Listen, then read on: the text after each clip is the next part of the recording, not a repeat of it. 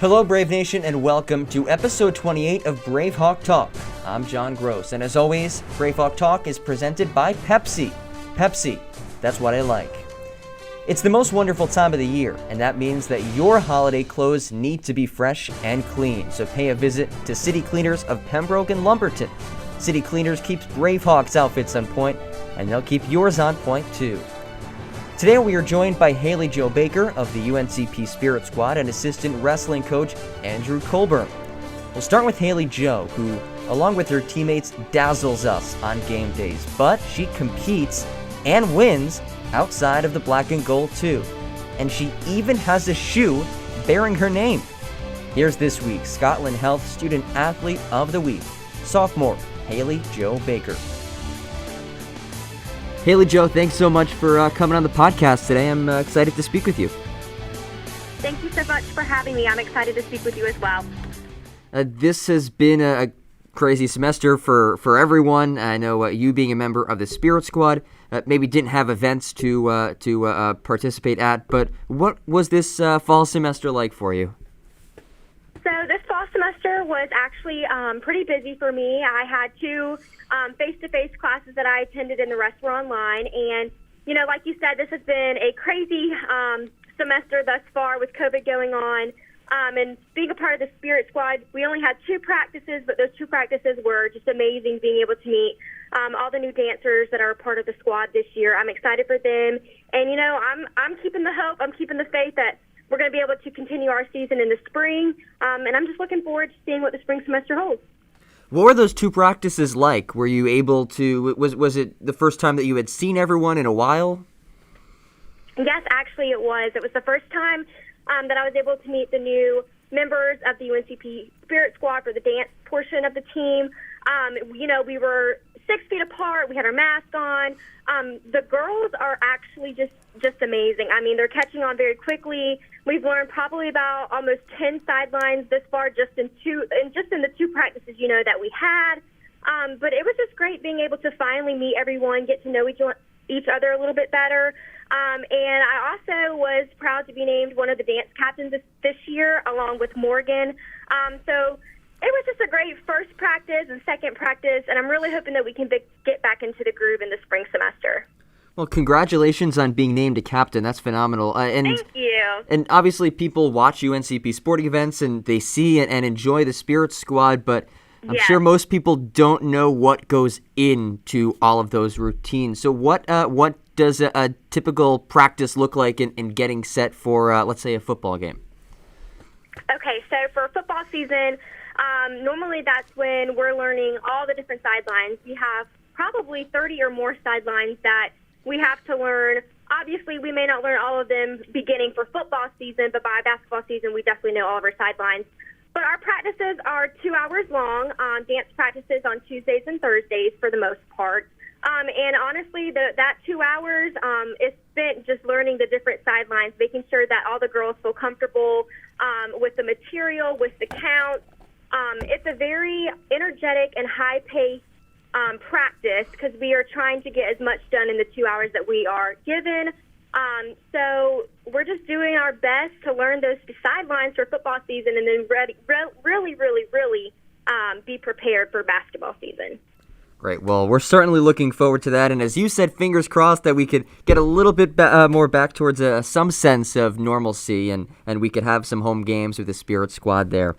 You know, one of the main reasons why I was really looking forward to speaking with you is what you do outside of UNCP. I know that you are very active on the pageant circuit. So before we dive into that, can you give us like the background and how you got into that?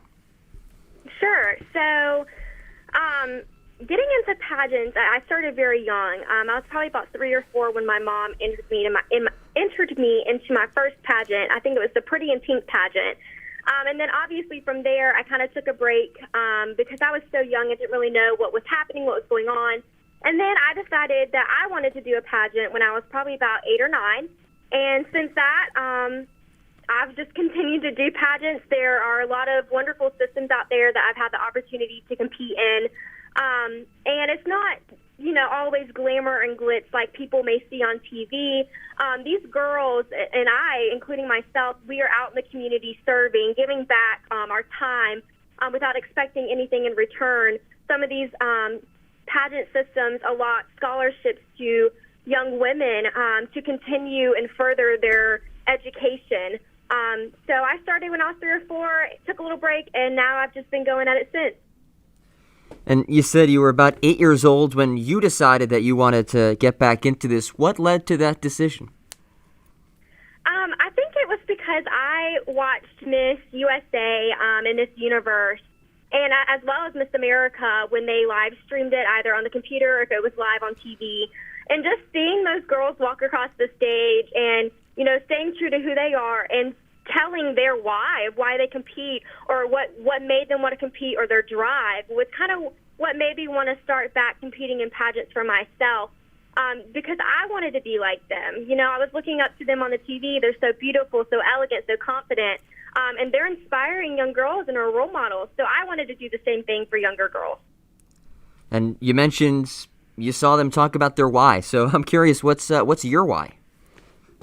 So my why is because I want to be the role model that children look up to and can say, if she can do it, I can do it.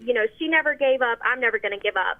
I've competed in one system multiple times, and 5 years to be exact, actually. And, every time I would come so close, but I never would win. But I kept going back. So I have this motto that I've started. It's called Living Lilac. It's from an unknown author. The quote is actually, "Life is like a camera. Focus on what's important. Capture the good times. Develop from the negatives. And if things don't work out, to take another shot." So I want young girls to be able to look up to me and say, she never gave up. She lived her life living lilac, and I want to do the same thing. So that is my why. Wow. That is very inspirational. I love that. I love that. What was the quote again? It's life is like a camera. Okay. Focus on what's important. Capture the good times.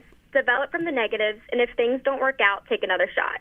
Wow, that is amazing. That is inspirational, and that is a phenomenal why. What is the typical schedule for a typical year for you? How many pageants do you typically compete in? Are they just in North Carolina? Are you traveling around the region of the country? So typically I compete in 1 to 2 pageants a year. And how a pageant works is typically it can either be a 1-day pageant or 2-day pageant, and you have different phases that you compete in. It could be swimsuit, evening gown, interview, fitness, fun fashion. It just depends on the system that you're competing in. I've had the honor of holding state titles within North Carolina as well as local.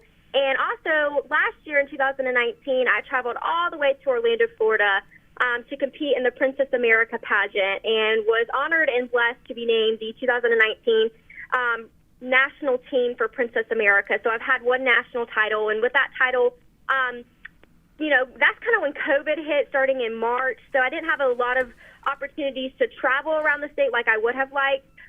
But I continued to raise money for Give Kids the World, which is a organization that partners with Make-A-Wish Foundation, allowing children who are chronically ill to go and spend a couple of days at camp and make their wish come true of either going to Disney World, SeaWorld, you name it, they'll make it happen.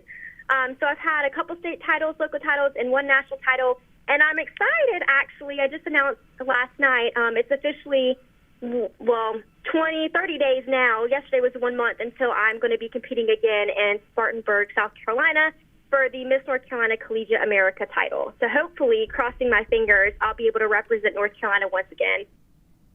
That's amazing, and I have to say that my incredible source, Jen Smith, did text me last night a screenshot of your Facebook post saying that just 1 month, well, now less than a month, until you compete in the Miss North Carolina Collegiate America. What's your preparation like for that? So I have actually been working out and keeping up with current events, talking to people, because I think that's a big part, especially for the interview process, is just being able to communicate very well. So I've just been reaching out to different people, trying to hold conversations with them just to get me in the groove of being able to hold an interview to communicate. But working out, communicating, praying, honestly, I'm just excited to be able to get there on the 15th, check in, interview on the 16th of January, and then be on the stage competing the 17th of January and hopefully bringing home a new title. Well, you know that all of us here at UNCP will be rooting for you next month. Thank you. Is there much of a and I'd imagine that there is, but is there much of a crossover between the pageants and the work that you do there and what you do with the UNCP Spirit Squad? Absolutely. I think that competing in pageants and being a part of the UNC Spirit Squad is very much similar. You know, we are out there supporting our fans. You know, you have fans at pageants supporting them. We're also role models for all the little kids that are attending our basketball games, football games.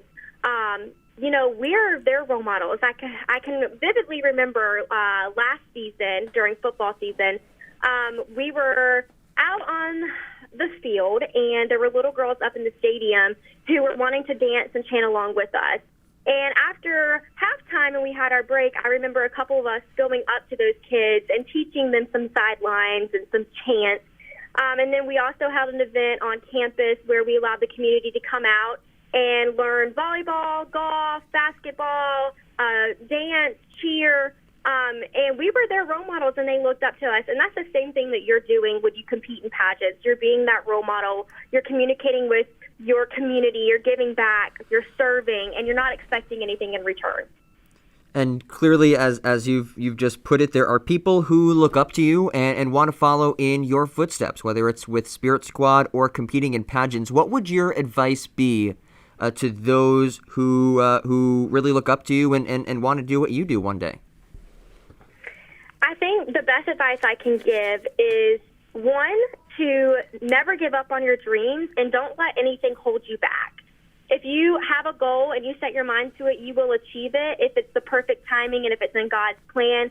And to always really stay true to yourself no matter what situations you may go through and have that positive outlook on everything. Amazing stuff. And there's another a lot of great things about your story, but one thing that I came across online is that there is, if correct me if I'm wrong, but a shoe that is named after you. Is that correct? Yes, I do have a shoe named after me. What is the background with that? So I actually, I had to enter a contest through an Affair to Remember, which is a bridal and prom shop located in Fayetteville, North Carolina, who I've been purchasing from for years now. I love them to death. All the members and staff there are just phenomenal. But they had posted on Instagram that they were having a contest where you enter based off your name, your age, and then you come up with a little slogan, like a commercial slogan that you could sell the shoe for. And so I decided I was going to enter, and I submitted all of my stuff, and I waited to hear back from Mark DeFang, who was actually the shoe designer. And when I heard back that I was chosen, I was just ecstatic. I was so happy. I was so excited. It's a unique opportunity to have a shoe named after you. And then I was able to actually go to Charlotte, where Mark DeFang is located, and model that shoe for him. So that was just a wonderful opportunity that happened to present itself that I took advantage of, and it turned out to just be an amazing experience. That is so unique. There are very few people who have a shoe named after them. So that's so cool. How many pairs of your shoe do you own? So I only own one pair of my shoe because I only got one shoe named after me, but I own several pair of Mark DeFang's shoes. I mean, he is just an awesome shoe designer. He'll make a shoe custom for you, the way that you want it designed, what you want it to look like, how high you want the heel to be. So I have one pair of my shoe. I'm not sure how many more people out in the world possibly own a pair of shoes named after me, but I would recommend Mark DeFang to anybody because he will have the shoe for you. Yeah, it's really cool. I just came across it on the internet, and that is certainly something for you to be very proud of. That is Yeah. Unique and very, very impressive. What is what's the end goal for you? If you could if you have a dream with whether it's competing in pageants or beyond that, what would it be? Well, let's start with pageants first. So ultimately, I would love to have the opportunity to represent the United States of America as Miss USA and then go on to Miss Universe and win Miss Universe. That'll be a couple years down the road at least that I'll start competing for Miss North Carolina USA. And then when it comes to my personal life, I am a secondary mathematics education major at UNCP. So it's my ultimate goal to graduate and move to Myrtle Beach, South Carolina to teach at a high school down there, hopefully Myrtle Beach High School. But I also plan to get my master's in school administration, so one day I could hopefully become a school principal. Wow. Well, that's all awesome stuff. Is there anywhere that people can follow along with what you've been doing in the pageant circuit? Absolutely. So I do have an Instagram. It's at HaleigHjo13, so HaleigHjo13. And then I also have a Facebook page, and it's just Haleigh Baker. Once again, HaleigHBaker. And those are going to be the two platforms that I use the most.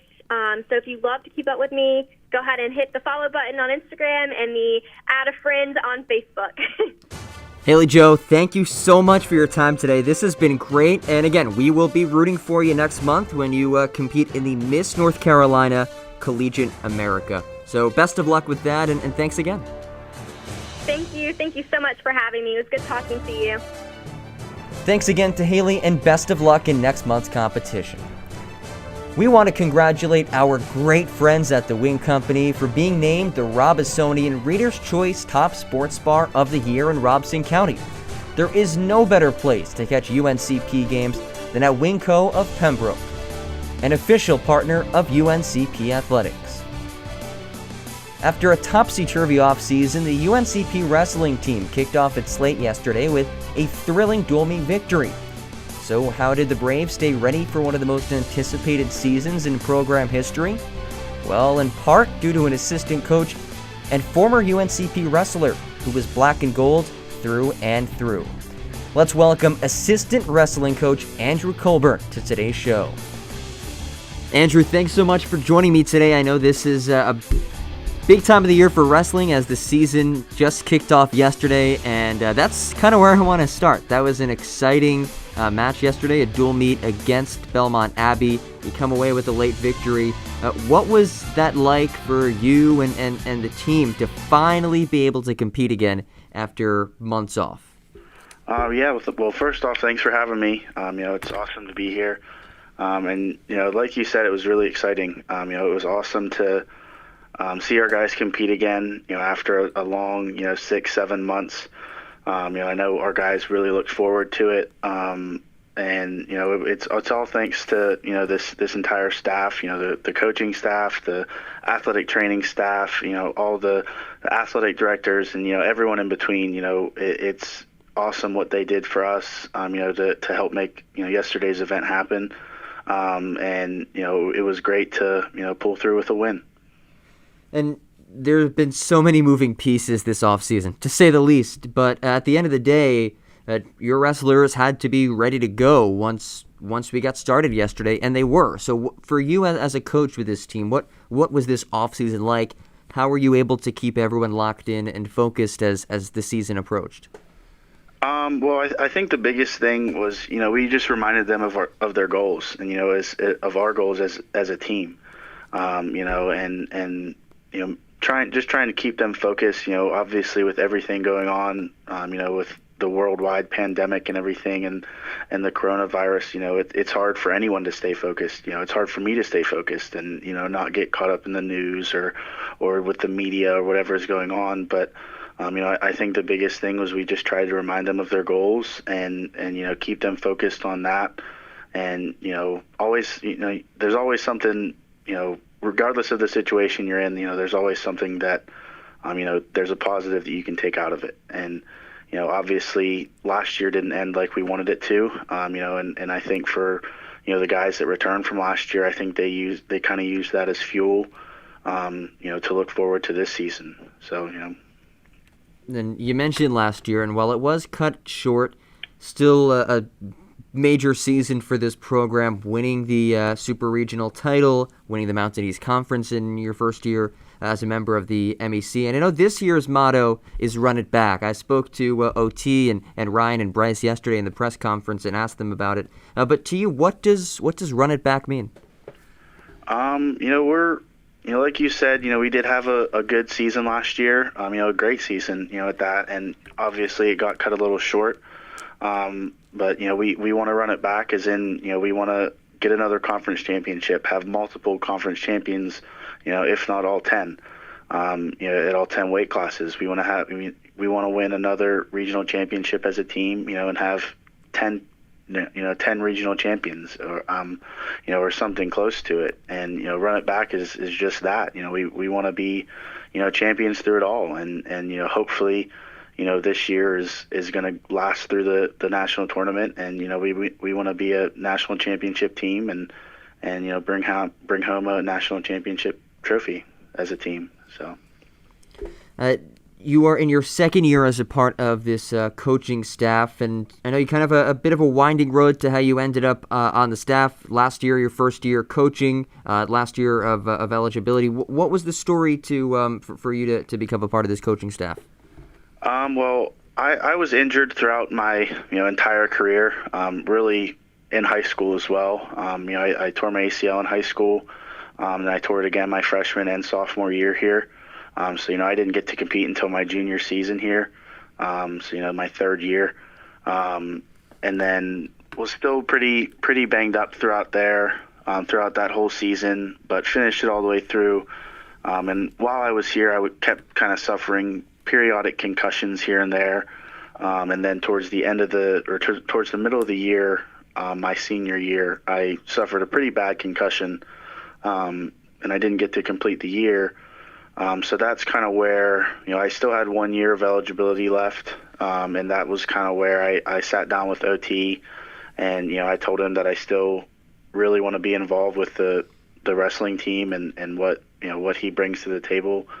And, he told me, well, what do you think about being a coach? And, my dad's coached for over 30 years, whether that's football, wrestling, all kinds of different things. And, a part of me has always wanted to be a coach, and I can't thank OT enough for, giving me this opportunity.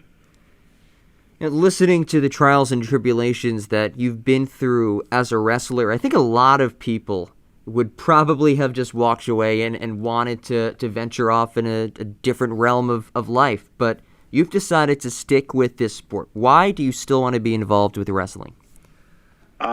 Well, I'm originally from Pennsylvania, and Pennsylvania is very, wrestling is a very popular sport in Pennsylvania, and I think that's something that I've always I think I wrestled my first wrestling match when I was 5, and I fell in love with it then, and I'm still in love with it now, and and now this coaching side of things really, puts a different perspective on it. I'm not looking to better myself. I'm looking to better, other individuals. And, the guys on this team here at UNCP, I'm looking to get them better. I'm looking to help them achieve their goals.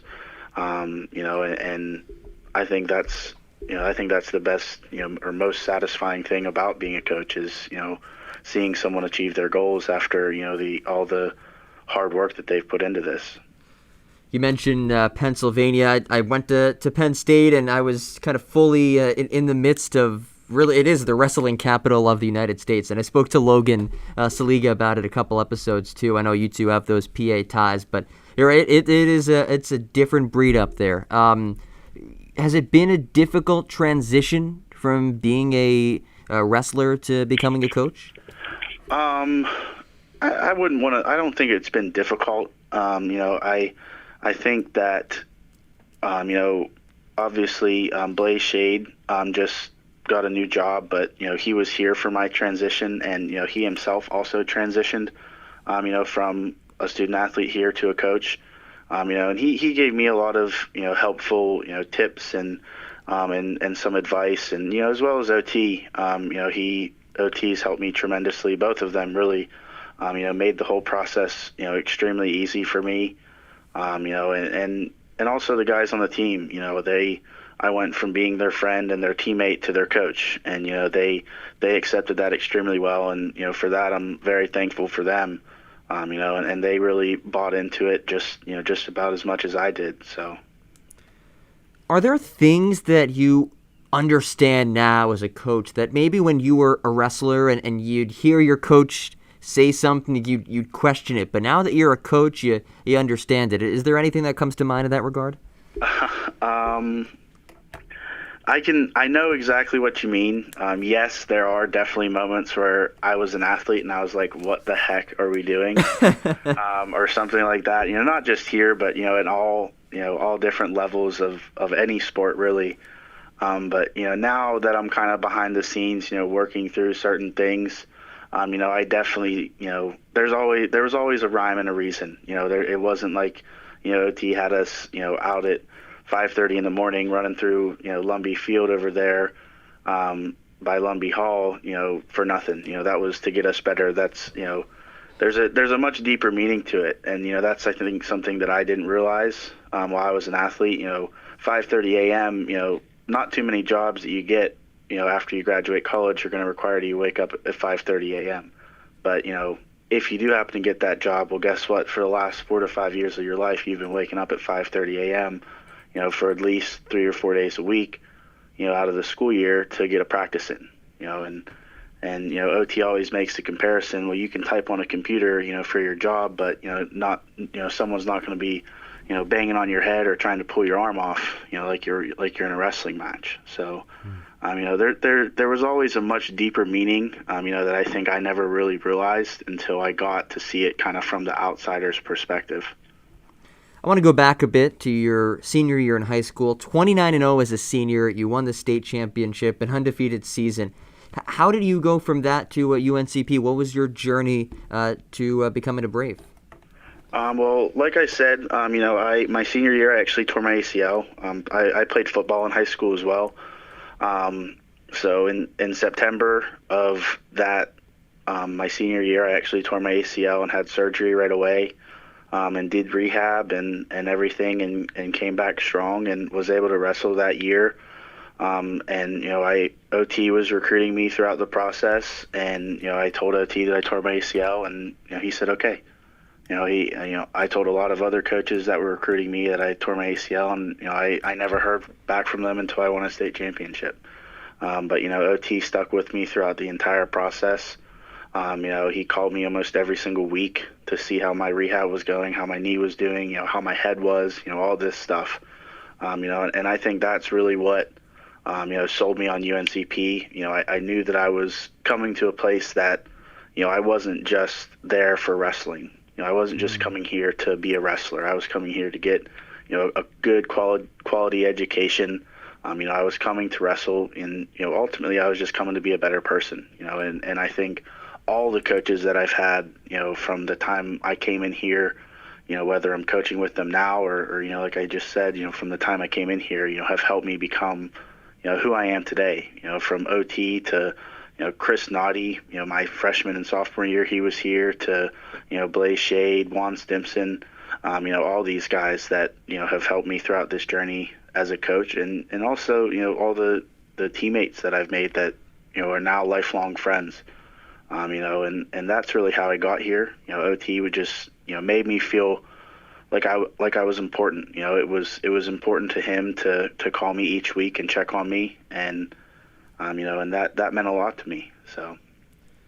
You mentioned OT a couple of times, and every wrestler, everyone that's a part of the program that I've spoken with, just has such high praise for OT. In your mind, what makes OT OT? I'd have to say probably his craziness, for sure, because he's absolutely crazy.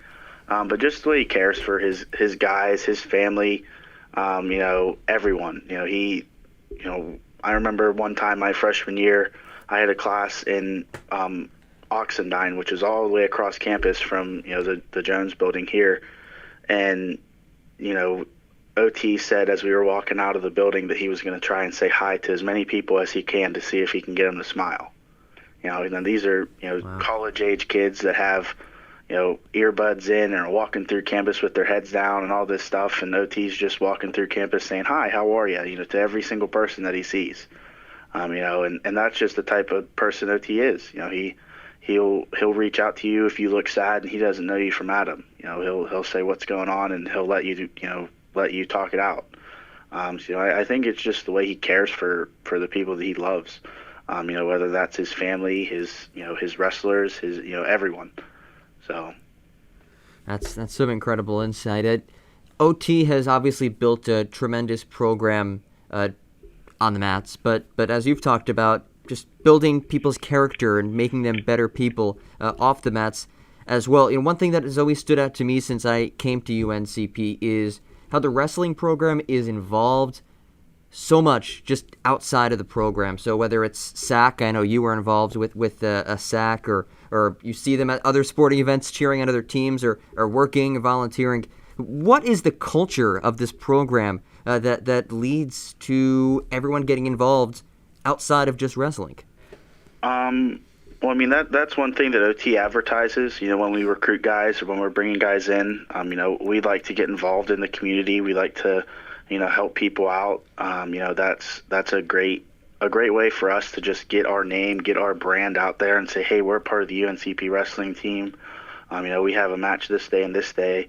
You should come check us out. Obviously now with COVID, it's more of a, hey, we have a match, but here's our live stream, check it out. But hopefully one day soon, we can start inviting people back to the gym here and have them come watch us wrestle. But that's really it. And plus we just enjoy helping people.